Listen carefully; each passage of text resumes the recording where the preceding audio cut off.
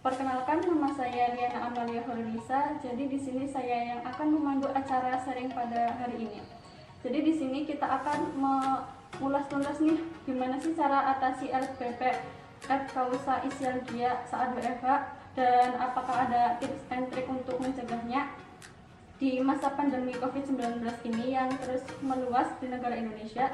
Maka Presiden Indonesia yakni Bapak Joko Widodo mengeluarkan kebijakannya nih untuk melarang dan membatasi warga masyarakat untuk melakukan aktivitas di luar rumah.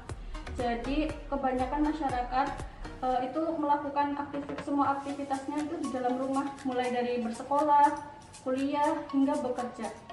Maka sekarang tak jarang sering dijumpai adanya para pelajar dan para pekerja yang mengalami masalah LPP ini karena terlalu lama duduk saat bekerja di depan laptop. Jadi nanti kita akan membahas apa sih pengertian dari LPP sendiri dan cara mengatasinya. Sebelum itu perkenalan dulu dengan narasumber kita pada hari ini ya. Beliau merupakan mahasiswi D3 Fisioterapi Istiqas Al-Irsyad Al-Islamiyah Cilacap. Beri sambutan dan tepuk tangan untuk Kak Santi. Hey. Halo guys. Gimana nih kabar dari Mbak Santi? Alhamdulillah baik. Alhamdulillah baik ya Mbak. Ini Mbak tadi sudah dijelaskan sedikit mengenai tema kita pada hari ini yang sangat luar biasa dan sangat menariknya. 8 step atasi LPP et causa ischialgia saat WFH. Dari segi kesehatan sendiri LPP itu apa ya Mbak? Baik. Di sini saya sebagai narasumber. Di sini saya akan menjelaskan sedikit tentang apa sih itu LPP. Di sini low back pain sendiri itu adalah nama lain dari nyeri punggung bawah. Nah, low back pain atau nyeri punggung bawah itu sendiri merupakan salah satu gangguan muskuloskeletal yang disebabkan oleh aktivitas tubuh yang kurang baik. Nah, menurut Kartika 2016 menyatakan bahwa nyeri punggung bawah atau low back pain itu adalah keluhan umum yang melibatkan otot atau tulang. Sumber rasa sakit yang dirasakan oleh individu ini oleh karena cedera atau struktur jaringan yang meliputi otot, fascia atau ligamen. Low back pain merupakan suatu nyeri pada daerah punggung bawah yang dihasilkan oleh rangsangan fisik atau sakit tubuh yang buruk. Nyeri punggung bawah berhubungan dengan unsur myogenik dengan stres atau strain otot punggung bawah dan luar ligamen yang biasanya melakukan aktivitas sehari-hari secara berlebihan. Nyeri bersifat tumpul, intensitas bervariasi dan seringkali menjadi kronik. Nyeri ini tidak disertai dengan parestesi, kelemahan atau defisit neurologis. Bila batuk atau bersin, tidak menjalar ke tangkai. Gangguan yang terjadi pada low back pain yaitu nyeri tekan pada regio lumbar, spasme otot punggung bawah, sehingga dapat mengakibatkan ketidakseimbangan antara otot abdominal dan paravertebrae, yang dapat mengakibatkan terjadinya keterbatasan gerak. Adanya ketidakseimbangan tersebut akan menyebabkan penurunan mobilitas lumbar akibat adanya nyeri, spasme dan ketidakseimbangan otot tersebut, sehingga aktivitas fungsional terganggu, terutama aktivitas yang memerlukan jarak membungkuk dan memutar badan, menurut Meliala M. Vinson 2004. Nah, di sini ada 4 jenis-jenis LPP. Yang pertama itu LPP myogenik, yang kedua LPP ischialgia, yang ketiga LPP neuralgia, dan yang keempat ada HMP lumbar. Nah, di sini saya akan membahas sedikit tentang LPP ischialgia.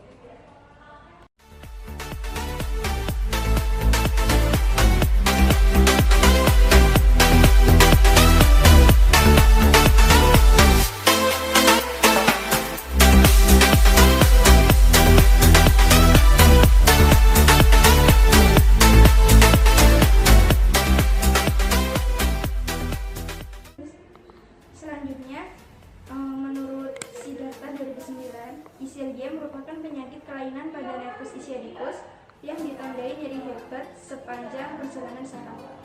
Ischialgia timbul akibat rangsangan serabut-serabut sensorik yang berasal dari radix posterior L4 sampai dengan S3, dan ini dapat terjadi pada setiap bagian N ischiadicus sebelum ia muncul pada permukaan belakang tungkai.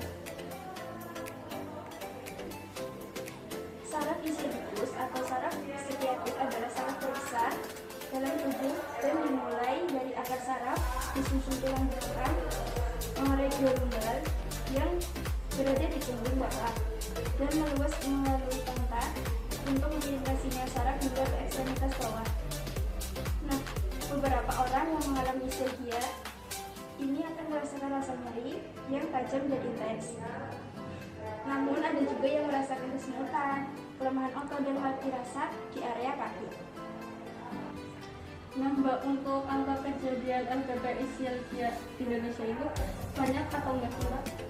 Baik, untuk angka kejadian ischiadia hampir sama pada seluruh populasi masyarakat di dunia. Pada masyarakat pekerja diperkirakan sekitar 1,6% sampai dengan 43% mengalami hal ini. Berdasarkan hasil penelitian Persatuan Dokter Spesialis Saraf Indonesia atau Perdosi yang dilakukan di 14 kota di Indonesia pada tahun 2002, diketahui bahwa terdapat kurang lebih 18,3% penderita ischiadia. Berarti banyak yang mengalami masalah LPP ini ya Mbak? Mbak, mungkin bisa dijelaskan nih kepada teman-teman semua yang di rumah mengenai tanda dan gejala LPP ischiadia itu apa aja? Baik, untuk tanda dan gejala dari LPP ischiadia itu sendiri adalah adanya spasme otot pada vertebrae, M. piriformis, M. hamstring, dan M. gastrocnemius. Nah, nyeri berasal dari pantat dan menjalar sepanjang perjalanan saraf ischiadicus dan selanjutnya pada saraf tibialis dan saraf peroneus communis. Berarti kalau tanda dan gejala orang yang terkena LPP ischiadia itu adanya nyeri yang menjalar sampai ke kaki ya Mbak? Betul. Terus dengan adanya nyeri menjalar itu biasanya orang-orang kan jadinya enggan untuk mengangkat badannya. Jadinya kan nanti biasanya menimbulkan adanya keterbatasan gerak pada anggota tubuh pada orang itu tersendiri.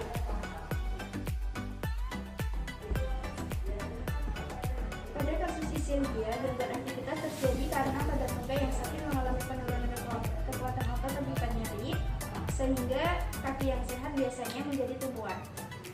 Nah Mbak, untuk LPP ischiadia sendiri itu ada penyebab dan faktor resiko terjadinya masalah tersebut nggak sih? Ada. Nah, ischiadia itu terjadi oleh karena saraf ischiadicusnya terjepit. Terus biasanya karena adanya herniasi diskus di tulang belakang, atau karena adanya pertumbuhan tulang yang berlebih.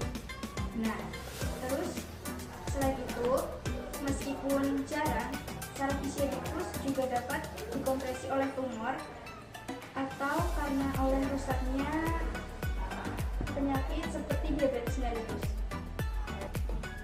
Seperti yang disebutkan oleh Kak Santi mengenai penyebabnya itu bisa terjadi karena diabetes mellitus sendiri. Berarti faktor resikonya itu bisa terjadi karena penyakit tersebut ya Mbak? Iya, bisa. Nah, di sini kan ada faktor resiko tersendiri ya Kak dari penyakit LPP itu sendiri. Nah, di sini saya akan menjelaskan sedikit tentang apa aja sih faktor risiko yang dialami oleh penderita LPP ischiadia. Nah, yang pertama itu ada usia. Nah, perubahan terkait usia di tulang belakang itu seperti herniasi diskus dan tulang yang menonjol adalah penyebab paling utama pada LPP ischiadia. Nah, yang kedua itu ada kegemukan. Dengan meningkatkan tekanan pada tulang belakang, kelebihan berat badan dapat berkontribusi pada perubahan tulang belakang yang memicu terjadinya LPP ischiadia. Nah, terus yang ketiga itu ada pekerjaan yang mengharuskan Anda mengangkat punggung, mengangkat beban yang berat, atau mengendarai sepeda motor untuk waktu yang lama mungkin berperan dalam terjadinya ischiadia, meskipun belum ada bukti jelas terkait tentang hal ini. Nah, berarti banyak sekali ya Kak untuk faktor resikonya. Nah, untuk cara mengatasinya itu gimana Kak? Mungkin teman-teman di rumah ingin tahu supaya bisa dipraktekkan langsung di rumah. Baik, di sini nanti saya akan mengasih tahu edukasi apa sih yang bisa dilakukan di rumah untuk orang-orang yang mengalami LPP ischiadia tersebut. Nah, bagi bagi kebanyakan orang, disirgia dapat diatasi oleh pengobatan sendiri di rumah. Misalnya beristirahat selama 1 atau 2 hari diketahui dapat membantu meredakan gejala, meskipun jika dilakukan secara berkepanjangan maka akan membuat gejala menjadi lebih buruk. Sehingga kita perlu melakukan edukasi atau pengobatan di rumah secara mandiri yang dapat membantu mengurangi rasa nyeri itu sendiri, meliputi yang pertama itu ada kompres es. Kompres es itu bisa dilakukan selama 20 menit beberapa kali sehari pada bagian yang bermasalah. Gunakan kompres es yang dibungkus menggunakan handuk bersih. Terus yang kedua ada kompres air panas. Nah, kompres air panas ini dilakukan setelah kejadian itu 2 atau 3 hari setelah mengalami gejala. Nah, panaskan area yang sakit atau tempelkan handuk menggunakan atau bantal pemanas untuk membantu meredakan nyeri. Nah, apabila rasa nyeri itu masih sering timbul, coba untuk melakukan kompres air dingin dan melakukan kompres air panas secara bergantian di rumah masing-masing. Nah, selanjutnya itu ada peregangan. Latihan peregangan ini dilakukan di area punggung bawah untuk membantu pasien merasakan lebih baik dan dapat membantu meredakan penekanan saraf. Nah, hindari tindakan seperti muntah, memantul, atau memuntir selama peregangan, dan cobalah menahan peregangan setidaknya selama 10 menit. Terus yang terakhir itu ada obat-obatan. Obat-obatan yang dijual bebas, misalnya obat penghilang rasa sakit seperti ibuprofen, natrium diklofenak. Nah, berarti banyak sekali ya Mbak cara-cara untuk mengatasi LBP ini yang mungkin bisa dilakukan sendiri oleh teman-teman saat di rumah. Nah, ada nggak sih komplikasi yang timbul akibat LBP ini? Pastinya ada ya Kak. Nah, meskipun kebanyakan pasien sembuh sepenuhnya dari penyakit LBP Ischialgia ini, dan seringkali pasien sembuh itu tanpa pengobatan, namun Ischialgia juga dapat berpotensi menyebabkan kerusakan saraf yang permanen. Baik Mbak, kasih tahu dong Mbak untuk teman-teman di rumah gimana sih tips and triknya untuk mencegah dari LBP Ischialgia ini? Nah, Ischialgia sendiri itu tidak selalu mungkin dapat dicegah, dan kondisi ini juga seringkali dapat sembuh. Namun ada beberapa upaya yang bisa dilakukan untuk melindungi punggung dari masalah kesehatan, yakni dengan cara yang pertama itu ada berolahraga secara teratur. Di sini berolahraga itu dapat bertujuan untuk menjaga punggung tetap kuat. Beri perhatian khusus pada otot-otot inti, yaitu otot paru dan punggung bagian bawah, yang penting untuk postur dan kesejaran tubuh. Anda bisa meminta dokter merekomendasikan olahraga tertentu untuk mendapatkan manfaat dari olahraga itu. Terus pertahankan postur yang benar saat duduk. Pilih tempat duduk dengan sandaran punggung bawah, lengan, dan alas yang baik.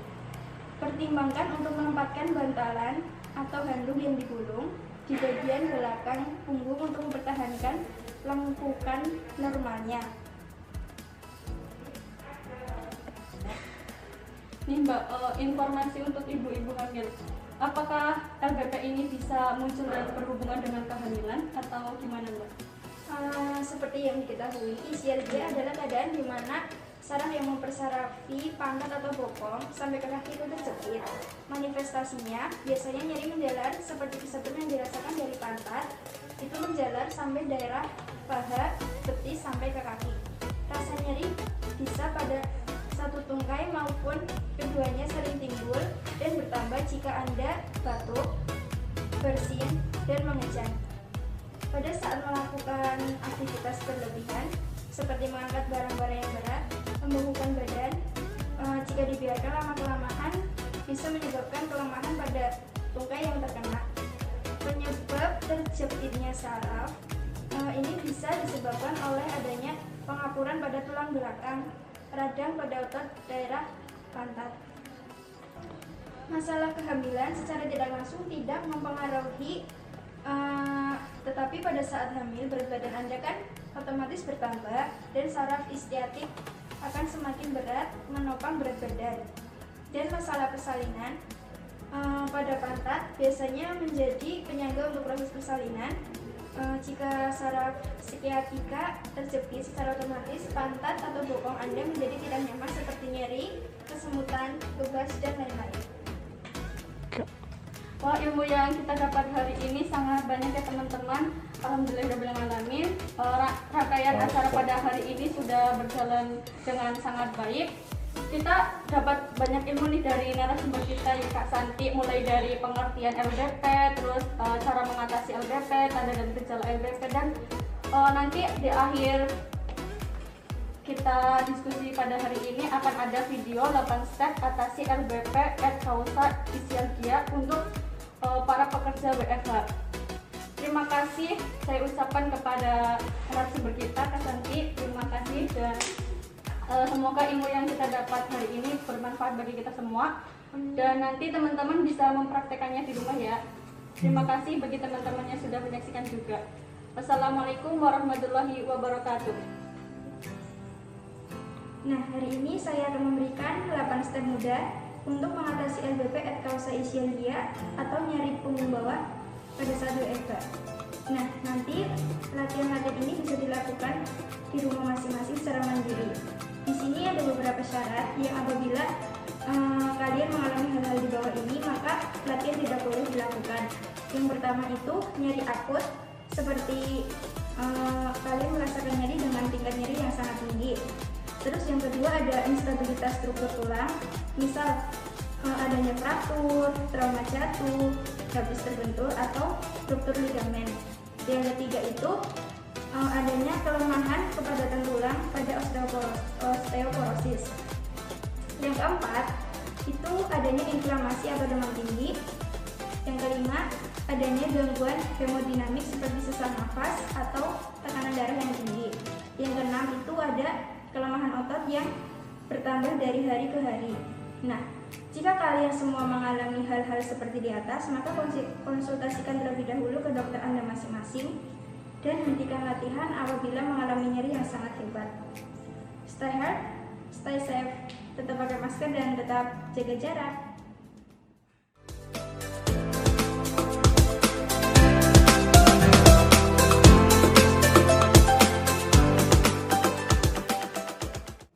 Gerakan yang pertama adalah single knee to chest yang dilakukan dengan cara menekuk salah satu lutut ke arah dada, kemudian bergantian dengan lutut yang satunya. Latihan dilakukan selama 8 kali repetisi 3 kali set.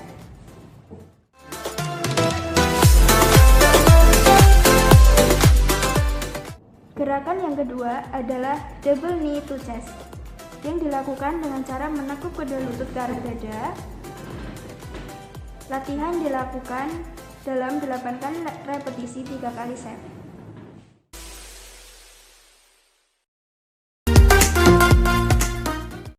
Gerakan yang ketiga adalah stretching hamstring. Latihan dilakukan dengan cara mengangkat salah satu kaki tegak lurus ke atas, lalu ditarik menggunakan hand loop. Dilakukan secara bergantian dengan kaki yang satunya. Latihan dilakukan selama 8 kali repetisi 3 kali set.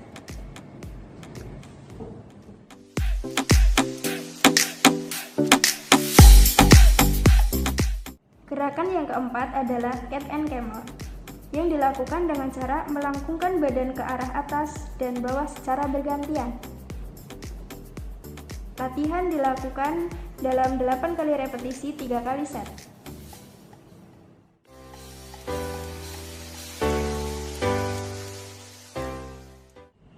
Gerakan yang kelima adalah strengthening multifidus.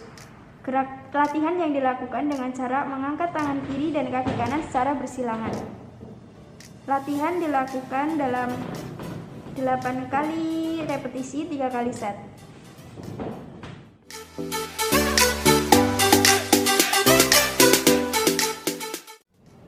Gerakan yang keenam adalah bridging. Latihan dilakukan dengan cara menekuk kedua lutut, kemudian mengangkat pantat.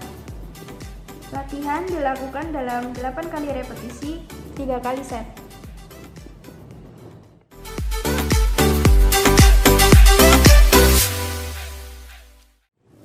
Gerakan yang ketujuh adalah pelvic tilt. Latihan dilakukan dengan cara menakuk kedua lutut, kemudian tangan kanan diletakkan di bawah punggung, terus tangan yang satunya diletakkan di atas perut, kemudian angkat pantatnya. Latihan dilakukan dalam 8 kali repetisi, 3 kali set.